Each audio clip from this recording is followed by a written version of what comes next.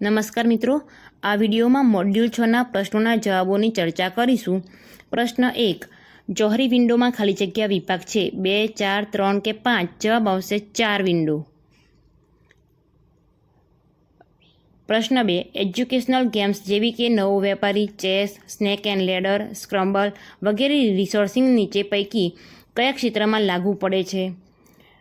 વધારાની સામગ્રી, પુરવઠો, શૈક્ષણિક રમતો અને પઝલ્સ? જવાબ આવશે શૈક્ષણિક રમતો અને પઝલ્સ। પ્રશ્ન 3, શૈક્ષણિક મનોવિજ્ઞાન શિક્ષણમાં ખાલી જગ્યાને કેન્દ્ર સ્થાને ગણે છે?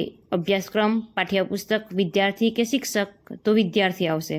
પ્રશ્ન 4, વર્ગખંડ સંચાલન ક્યારે મુશ્કેલ બને છે? સ્વની ઓળખ તેમજ યોગ્ય નેતૃત્વનો અભાવ, બિન અસરકારક શૈક્ષણિક પદ્ધતિઓ અને પ્રયુક્તિઓની પસંદગી, ભૌતિક સંસાધનોના અસરકારક ઉપયોગનો અભાવ કે ઉપરોક્ત તમામ? તો જવાબ આવશે ઉપરોક્ત તમામ। 3/3નો સમાવેશ થઈ જાય છે। પ્રશ્ન 5, વર્ગખંડમાં નિયમિત રીતે યોગ્ય સુદૃઢકોનો ઉપયોગ કરું છું। આ વિધાન નીચે પૈકી કયા ક્ષેત્રમાં લાગુ પડે છે? મારું આયોજન અને અનુકાર્ય, મારી સજ્જતા, વિદ્યાર્થી સાથેનું પ્રત્યાયન, પ્રેરણા અને પ્રોત્સાહન કે હું અને મારા વિદ્યાર્થીઓ? તો જવાબ આવશે વિદ્યાર્થી સાથેનું પ્રત્યાયન, પ્રેરણા અને પ્રોત્સાહન। પ્રશ્ન 6, નીચેનામાંથી કયું અસરકારક વર્ગખંડ સંચાલનનું ઘટક નથી?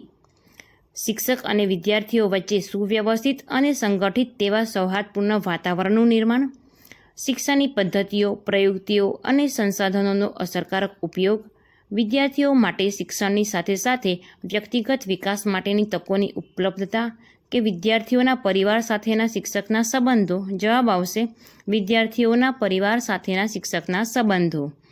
પ્રશ્ન 7, વર્ગખંડ સંચાલન આયોજન એટલે શું?